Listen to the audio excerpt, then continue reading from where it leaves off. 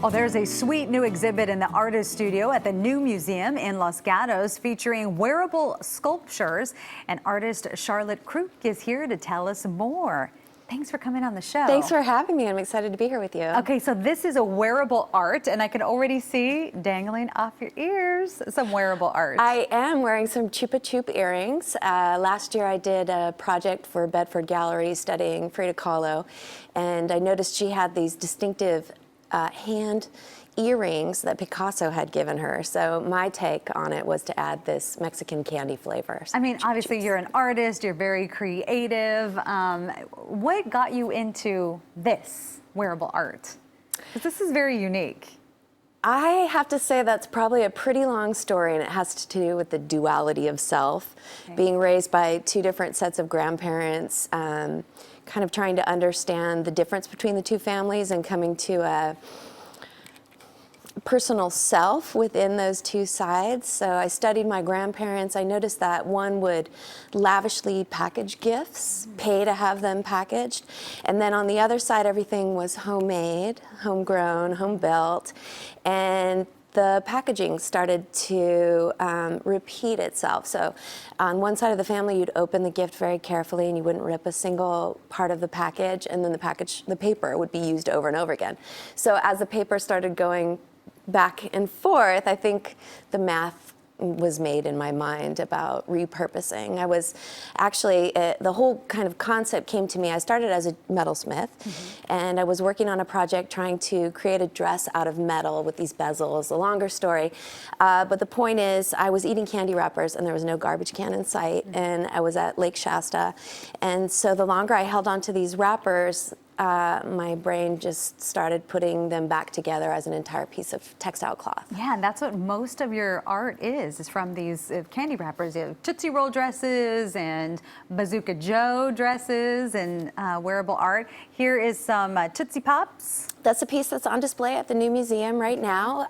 The dress form is covered in Tootsie Roll Pops, but the dress is made out of Tootsie Rolls and Tootsie Roll Pops. Those aren't real candies. Those are made out of wood and repackaged. No ants. And we're going to look at another one. Okay, M&Ms. This is a Matador. This piece was made as a response to a cease and desist letter that I received from M&M Mars back in 2001. They had sent me a letter that said, immediately turn over for destruction these art pieces that you've made. We want to know how many you've sold, how much you've made. And lo and behold, I'm this little artist fighting the bull. Exactly, the big corporate candy giant. Come and get me. Well, you know, it's not that you love candy, the reason why you use these wrappers. You were talking about, you know, your grandparents being the inspiration, but it's also a political statement too when it comes to women and how they're looked at. Well, the truth is, you know, we package ourselves. So the idea is talking about packaging. That's on one level. How we prepare ourselves to be on view, say for instance. Being looked at as eye candy. Yeah, well, that's a little play on the concept, sure. Exactly.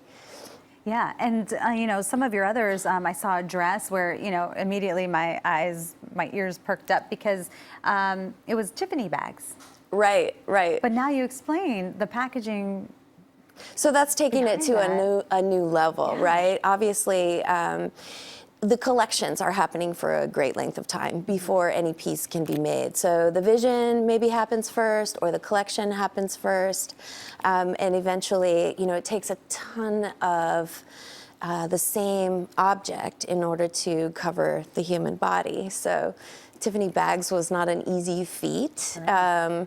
I had to ask all of my students and my colleagues for years in order to collect enough for that particular piece. But that was made to look like Marilyn Monroe, Diamonds Are a Girl's Best Friend. Yeah, it's pretty amazing. Well, you do such amazing work, and there's such a great message behind it too. Charlotte, thanks so much for coming on the show. Thank you for having me. It's been a delight. Thank you. And don't miss her work. It's at the new museum in Los Gatos now through August 4th.